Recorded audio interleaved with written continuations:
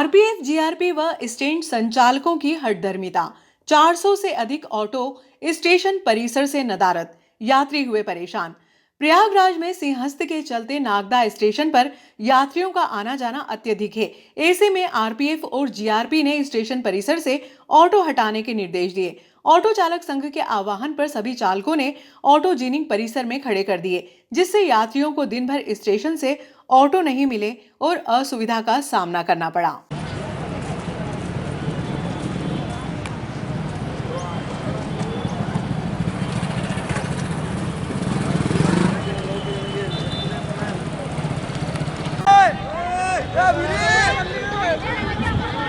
Free हो जाएगा।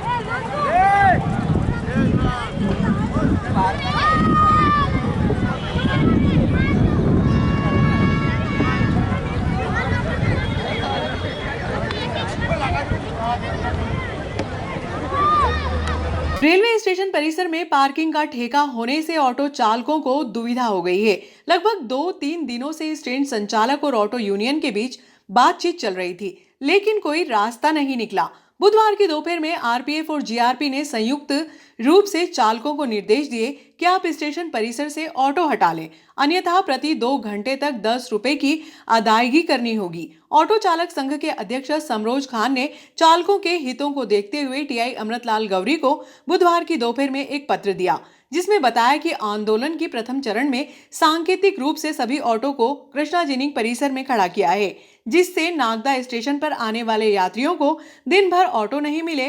इससे यात्रियों को असुविधा का सामना करना पड़ा। अध्यक्ष ने बताया कि अतिशीघ्र समस्या का समाधान नहीं हुआ तो शहर के सभी ऑटो चालक हड़ताल पर जाने के लिए विवश होंगे। मंडी क्षेत्र पार्किंग का जो ठेका हुआ है उसमें आपकी से रेलवे प्रशासन ने, शायद हो सकता है कि हमको जानकारी नहीं है, 3 व्हीलर का भी ठेका उन्होंने दिया है, जिसमें 2 घंटे के 10 रुपये चार्ज लगा रहे हैं। 4-5 दिन से चर्चा चल रही थी। हमारे समरोज भाई अध्यक्ष को बुला के स्टेशन मास्टर साहब, आरपीएफ और जीआरपी ने चर्चा करी। उसके बाद उन्होंने आज दिनांक 12 तारीख को 12:30 बजे आके जीआरपी और आरपीएफ ने वहाँ से ऑटो हटाने का आदेश दिया। अगर आपको यहाँ से ऑटो चलानी है तो अगर हम आपको पेमेंट देना पड़ेगा, नहीं तो ऑटो बाहर कर लीजिए। तो हम सभी ऑटो चालक ने वहाँ से शांतिपूर्वक तरीके से अपनी सारी ऑटो जिन में ले जाके खड़ी कर दी। उसके आगे की जो भी प्रक्रिया होगी, हमने प्रशासन से मांग करी है कि अब हमारा निराकरण कर, मंडी थाने में भी इसी का आवेदन देने के लिए आए हैं। जो भी होगा उसका निराकरण होगा, उसके बाद हम आगे की प्रक्रिया बताएंगे। धन्यवाद। जिस विषय पर मैं बातचीत कर रहा था, जिस हिसाब से मैं बातचीत कर रहा था, आप इस वाले विषय पर लिखिए कि नागदा की तुलना इंदौर या उज्जैन या उससे भी नहीं की जा सकती। यहाँ सीमित संख्या में ऑटो है और संख्या की कमी के कारण कोई स्टेशन के बाहर कोई इस तरीके की अव्यवस्था नहीं होती।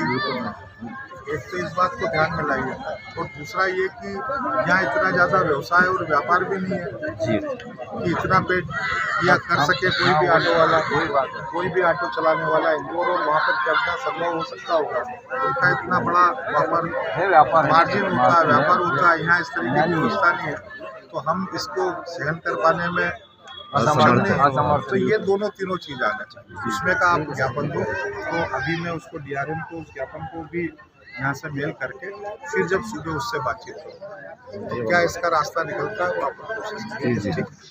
तो इसकी भाषा में कृष्णा जीनिंग फैक्ट्री की जमीन पर परिसर पर यहाँ पर सारे ऑटो वाले खड़े हुए हैं, इनकी हड़ताल हुई है।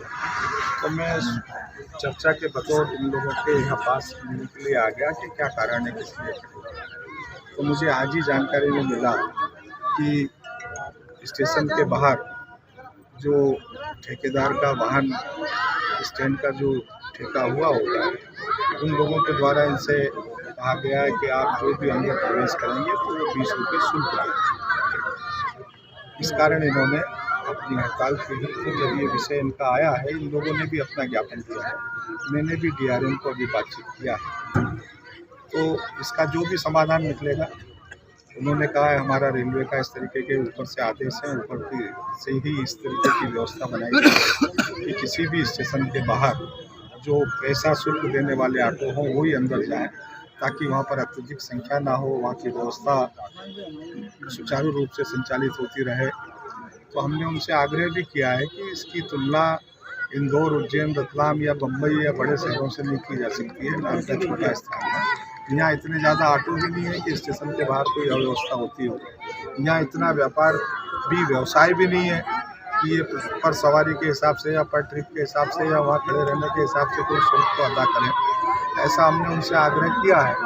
उन्होंने कहा है कि अगर ऊपर से कोई आदेश है और उसमें का अगर अनुबंध हो चुका है तो वो तो कुछ कर नहीं पाएंगे। हमने कहा कि देख लीजिए आप उसको अनुबंध को, सीनियर DCM का वो कह रहे हैं कि उन्होंने किया होगा। मैंने कहा आप उनके जो भी अनुबंध हुआ है उसको बुलाकर देख लीजिए, और यदि आपके कर सकने के क्षेत्र में है तो इसको करिए। या तो वो सुबह तक मुझे जवाब देंगे, अन्यथा फिर माननीय सांसद जी के माध्यम से और भी अगर उच्च अधिकारियों से बातचीत करना होगी तो वो करेंगे और प्रयास करेंगे कि इनका समाधान हो। अभी इनको ऑटो खड़ी करने के लिए जो बात हुई है, अभी ऑटो खड़ी करने के लिए मैंने नागदा के TI को कहा है कि वो RPF से और DRP से समन्वय बनाकर उनको कहें कि कल तक रेलवे की चर्चा का जब तक कोई जवाब नहीं आ रहा है तब तक इनको खड़ा रहने दें। धन्यवाद, बहुत बहुत धन्यवाद। आए थे हमारे बीच में, तो उन्होंने बात की है, 11 साल की बात की है, नागदा थाना प्रभारी से बात की, तो अभी हम आपस में फिर चर्चा करेंगे कि आपस ऑटो लगाने के लिए आइडिया है।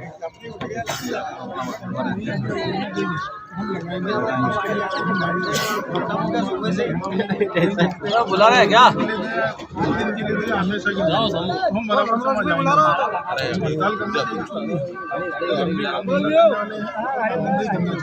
अच्छा, आज तो स्कूल के बच्चों की छुट्टी थी, अब कल स्कूल लगा तो आज स्कूल के बच्चे छोड़ेंगे। देखते हैं, अभी एक चर्चा तो भी हम आपस में करेंगे, समझ।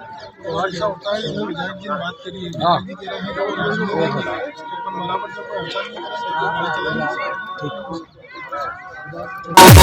नगर पालिका द्वारा शहर को साफ स्वच्छ बनाने के लिए बुधवार को मुख्य मार्गों पर गुलाब का फूल देकर गांधीगिरी करते हुए नजर आए। इस दौरान भाजपा जिलाध्यक्ष, नगर पालिका अध्यक्ष सहित सफाई मित्र भी मौजूद थे।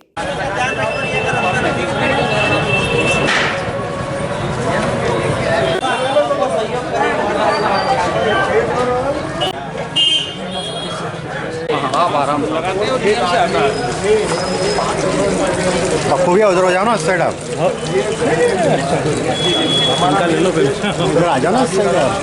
ये जितना भी कचरा है आदमी अपना उसमें डाले, ठीक है। ये बाहर नहीं दिखना, ये एक महत्वपूर्ण काम इस नगर में स्वच्छता के साथ आपके भी सहयोग करें। ओके, तो शाम को नालियों में भी नहीं आना चाहिए, नालियों में नालियाँ जाम होती है, सब ये होता है। तो आज डस्टबिन शाम को हम चेक करेंगे और नहीं तो डबल पैसे लेके हम डस्टबिन लाएंगे और उसका जुर्माना आप पे रहेगा। ठीक है, कोई भी हो क्या भैया, क्या नाम है आपका? आदिल भैया, उनको कहते रहे भैया डस्टबिन में डालना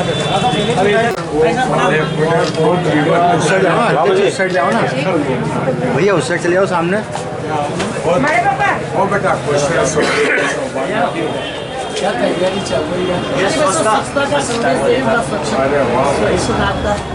बड़े बाबा बहुत समझा, तो फिर भी ना ये दुकान वाले बाहर ही डालेंगे, नालियों में डालेंगे, उसी के नालियाँ जाम होंगी।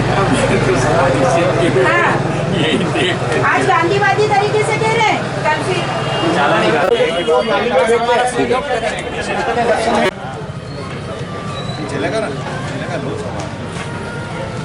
ठीक है। आज नागदा नगर पालिका द्वारा स्वच्छता अभियान के तहत पूरे नगर में एक स्वच्छता रैली का आयोजन किया जा रहा है। इसके लिए मैं नगर पालिका अध्यक्ष जी संतोष OP गहलोत जी, आदरणीय बबीता जी, OP भैया, सुभाष भैया और पूरे पार्षदों की टीम और नगर पालिका के हमारे अधिकारी और कर्मचारियों को बधाई देता हूँ। और निश्चित तौर पर केवल अधिकारी और कर्मचारी नहीं, नागदा नगर की समस्त जनता का, व्यापारियों का, सभी का यह दायित्व है कि हमारा नगर भी एक साफ़ सुथरा और सुंदर नगर बने। जिस तरीके से हम बाहर जाते हैं तो वहाँ के नियमों को हम फॉलो करते हैं। जैसे हम इंदौर की तारीफ़ करते हैं, विदेश जाते हैं तो विदेश की तारीफ़ करते हैं और कहते हैं कि वहाँ कितनी अच्छी हो, कितनी साफ़ सुथरा। तो हमारे लिए भी वही नियम है। आप सबसे मैं आपके माध्यम से यह निवेदन करना चाहता हूँ नागदा नगर की जनता से कि अपना कचरा डस्टबिन में डालें। और जो ऊपर लोग रहते हैं उनसे मेरा करबद्ध निवेदन है कि आप गलियों में अपना कचरा न डालें, आप ऊपर से बाल्टी लटकाकर उस कचरे को दे दें, क्योंकि सुबह 6, साढ़े 6, 5, 6 बजे हमारे सफाई कर्मी सफाई करके जाते हैं, 7-8 बजे आप कचरा रोड पे डाल देते हैं। तो मेरा आप सबसे निवेदन है, विनम्र निवेदन है कि हम सब इस नागदा नगर के वासी हैं और यदि स्वच्छ नागदा रहेगा तो स्वस्थ नागदा रहेगा। तो हम सब मिलकर भी इस नागदा के लोग उदाहरण दें कि यार आपका नागदा भी बहुत स्वच्छ है और स्वस्थ है। तो ऐसी मेरी शुभकामनाएं हैं कि आप इस बात को ध्यान रख के इस नागदा को स्वच्छ बनाने में अपना अमूल्य योगदान देंगे और जिस तरीके से इंदौर का नाम है वैसा ही नागदा का नाम होगा, ऐसा मैं मानता हूँ। आप सभी का बहुत बहुत धन्यवाद। जय हिंद, जय भारत। उसमें क्या चल रहा है, गांधीवादी तरीके से कर रहे हैं हम तो। डस्टबिन रखो, यहाँ कचरा बाहर नहीं आए, इसका ध्यान रखें। ये थैली वगैरह हमारी नगर पालिका जोशी जी अध्यक्ष श्रीमती संतोष ओपी गहलोत, नगर पालिका के उपाध्यक्ष सुभाष जी शर्मा और हम सब हमारे साथी पार्षदगण, नगर पालिका स्वास्थ्य समिति के सभी हमारे भाई और अधिकारी, हम सब ने आज नगर में ये संदेश दिया है गांधीवादी तरीके से कि कचरा बाहर ना फेंकें। और देखिए, मेरा आपके माध्यम से ये मैं नगर की जनता से भी निवेदन करना चाहती हूँ कि हमारे नगर पालिका तो काम करती है अपना, ठीक है। कई बार ऐसा आता है कि भाई गाड़ियाँ समय पे नहीं पहुँचती हैं या कहीं हमारे कर्मचारी किसी दिन नहीं आ पाते हैं। तो देखिए, मैं जनता को बताना चाहती हूँ कि सबके साथ ये हो सकता है, वो भी इंसान है, ठीक है। जैसा हम हमारे घर को साफ रखते हैं डेली और किसी दिन हमारी तबीयत खराब हो जाती है, हम सफाई नहीं कर पाते थे, लेकिन इतना गंदा दूसरे दिन नहीं होता है। लेकिन अगर कहीं बार ये हमको देखने में आता है कि अगर एक दिन हमारा कर्मचारी नहीं आता तो कचरे का ढेर लग जाता है। तो ये कचरे का ढेर क्यों लगता है, ये भी हमें समझना है। तो आज हमने गांधीवादी तरीके से हाथ जोड़ के सभी से निवेदन करा है, जितने भी मेरे व्यापारी गण भाई, जितने भी ये जो नगर में चौपाटियाँ लगती हैं, ठेले गाड़ी खड़ी होती है, इन सब से हम हाथ जोड़ के निवेदन करने निकले हैं कि आप अपना नगर को साफ सुथरा रखें। इसमें सबकी जवाबदारी है, जितना हमारे कर्मचारियों की जवाबदारी उतनी जवाबदारी हमारी भी है। इस सब बातों को समझते हुए हम कहते हैं इंदौर नंबर 1, इंदौर नंबर 1। तो इंदौर में 5 साल के बच्चे को भी पता है कि कचरा बाहर नहीं डालना है, लेकिन हमारे यहाँ होता ये है कि हम कुछ भी खाते हैं बाहर फेंक देते हैं। तो मेरा सभी से हाथ जोड़ के निवेदन है, गांधीवादी तरीके से आज हम हाथ जोड़ रहे हैं, कल से चालानी कार्रवाई होगी और 500 से 1000 रुपए की चालानी कार्रवाई होगी। और अगर गली के पीछे भी किसी ने कचरा डाला या घर के सामने भी डाला है, दुकान के आसपास भी हमको कचरा मिलेगा, तो 500 से 1000 की चालानी कार्रवाई होगी। और मेरा सभी से हाथ जोड़ के निवेदन है कि चालानी कार्रवाई से बचें और आप सबका सहयोग हमें चाहिए, नगर पालिका को आपका सहयोग चाहिए। जय हिंद, जय भारत, भारत माता की जय। सभी नगरवासियों से मेरा निवेदन है कि आप बाहर कचरा ना डालें, डस्टबिन में डालें, कचरे की गाड़ी का इंतजार करें। धन्यवाद। नगर की जनता से निवेदन करती हूँ कि रोड पे भी कचरा न डालें, दुकान मंगल करने के बाद भी डस्टबिन में कचरा रखें, गाड़ी आए तो गाड़ी में कचरा डालें। अपने नगर को स्वच्छ और सुंदर बनाने के लिए आपका सहयोग हमें चाहिए। धन्यवाद।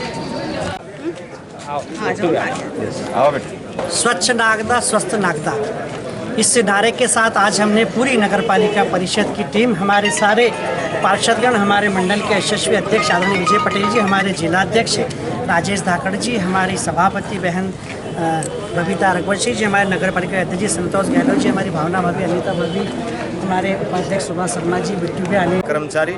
आज नागदा नगर के अंदर हम ये चाह रहे हैं कि इस नागदा नगर को हम स्वच्छ और सुंदर बनाएंगे, क्योंकि कर्मचारी सुबह आकर के सफाई करते हैं, उसके 1 घंटे बाद 2 घंटे बाद फिर अपन अगर आकर के देखते हैं तो रोड पे कचरा डाल दिया जाता है। तो हमने सभी से आग्रह हाथ जोड़ के निवेदन करा है कि कोई भी कचरा रोड पे न डालें, आप डस्टबिन में डालें, ताकि हमारी जो गाड़ियाँ आती हैं उस गाड़ी के अंदर उस कचरा को डाला जाए, ताकि इस नागदा को स्वच्छ और सुंदर बनाएं। क्योंकि आपको सभी को मालूम होगा कि हमारा पड़ोसी शहर जो इंदौर है वो 4-5 वर्ष से कई बार 1 नंबर पे आ रहा है। क्यों नहीं हम हमारा नागदा को भी हम 1 नंबर पे लाएं? और 1 नंबर पे लाने के लिए खाली कर्मचारियों की ड्यूटी नहीं होती, कर्मचारी 1 नंबर पे लाएं, क्योंकि उसमें पूरे नगर का सहयोग होता है। पूरा नगर का जब सहयोग होगा तो नागदा भी स्वच्छ और सुंदर और 1 नंबर पे आएगा। इसीलिए मैं सभी से, पूरे नगरवासियों से निवेदन करूँगा कि वो कचरा रोड पर न डालें और कचरे को गाड़ी में डालें, डस्टबिन में डालें, ताकि वो कचरा सही साथ रहे। धन्यवाद। पालिका अध्यक्ष संतोष ओपी गहलोत जी, उपाध्यक्ष जी, हमारे मंडल के महामंत्री जी, पार्षद साथी, सभी नगर पालिका के कर्मचारियों के साथ थाना चौराहे से हमने एक स्वच्छता रैली को प्रारंभ किया है और रास्ते में सभी व्यापारी बंधुओं से आग्रह किया है कि कचरा कोई भी रोड पर ना डाले और उनसे ये भी आग्रह किया कि डस्टबिन तो अपन ने रखा है, उसके साथ उस डस्टबिन में कचरा डालने की जवाबदारी भी आपकी है। इसको लेकर हम सब लोगों से आग्रह किया है और इस बात की भी हमने चर्चा की है आगामी दिनों में अगर इस चीज़ का सुधार नहीं हो पाया कचरे को व्यवस्थित प्रबंधन को लेकर तो चालानी कार्रवाई की जाएगी। मैं मीडिया के माध्यम से नगर के समस्त व्यापारियों से आग्रह करता हूं कि वो कचरा सुव्यवस्थित डस्टबिन में ही डले, उसके लिए उनकी भी जवाबदारी है, वो भी प्रयास करें। बहुत बहुत धन्यवाद। दूल्हे की गला रेतकर हत्या करने वाले को आजीवन कारावास। गांव हेड़ी में वर्ष 2020 में दूल्हे का गला रेतकर हत्या करने वाले आरोपी को न्यायालय ने आजीवन कारावास की सजा सुनाई, जबकि साक्ष्य मिटाने वाले को 7 वर्ष व 1 पर जुर्माना किया। मंडी पुलिस आरोपी को खासोद उपजेल लेकर पहुंची, जबकि एक आरोपी पहले से ही जेल में बंद है। गांव हेड़ी में 5 फरवरी 2020 को दूल्हा शहजाद पिता सत्तार मंसूरी की हत्या के आरोपी संदीप पिता मोहनलाल चौधरी ने अपने 2 साथियों के साथ मिलकर गला रेतकर हत्या कर दी थी। टीआई श्यामचंद्र शर्मा, संदीप, दिनेश सहित अन्य आरोपियों पर प्रकरण दर्ज कर न्यायालय में पेश किए। मंगलवार को न्यायाधीश विवेक शुक्ला ने हत्या के आरोप में संदीप को आजीवन कारावास की सजा सुनाई, जबकि साक्ष्य मिटाने के आरोप में दिनेश को 7 वर्ष की सजा व एक अन्य पर 3,000 रुपए का जुर्माने की कार्रवाई की गई। मंडी एसआई योगिता उपाध्याय मंगलवार की शाम को आरोपी दिनेश को पुलिस अभिरक्षा में खासोद उपजेल लेकर पहुंची, जबकि हत्या का मुख्य आरोपी संदीप पूर्व से ही जेल में बंद है। बता दें कि सत्तार मंसूरी के घर मांगलिक आयोजन की खुशियां चल रही थी। इसी दौरान मोबाइल का पैटर्न लॉक खोलने के बहाने शहजाद को घर के बाहर बुलाया और गला रेतकर हत्या कर दी। इसी दौरान मृतक के दोस्त आसिफ का घर के पीछे आना हो गया। आसिफ ने खेत में खड़े युवकों को देखकर उनका पीछा किया और लगभग 100 फीट की दूरी पर दोनों युवकों को पकड़ लिया। ग्रामीणों ने घर में शादी का माहौल होने की बात कहकर युवकों को छुड़वा दिया था। जब घर पहुंचने पर दूल्हा शहजाद नहीं दिखाई दिया तो उसको ग्रामीणों ने खोजा। खेत में शहजाद की चप्पल दिखाई दी। इसी दौरान परिजनों की नजर खेत में पड़ी तो शहजाद की खून से लथपथ लाश मिली थी। वारदात को अंजाम देने के बाद आरोपी बाइक से भाग गए थे। मृतक शहजाद गांव के धर्मेंद्र सिंह का ट्रॉला चलाने का काम करता था, जिसके कारण वह अधिकांश समय गांव से बाहर ही रहता था। शहजाद और संदीप का घर आमने सामने है। घटना के बाद से गांव में खासोद, बिल्लाग्राम, भाट, पचलाना, उन्हेल सहित जिले का पुलिस बल तैनात कर दिया गया। शहजाद कक्षा 9वीं तक पढ़ा हुआ था, जबकि संदीप ने ITI कर रखी है। वहीं दिनेश खेती का काम करता है।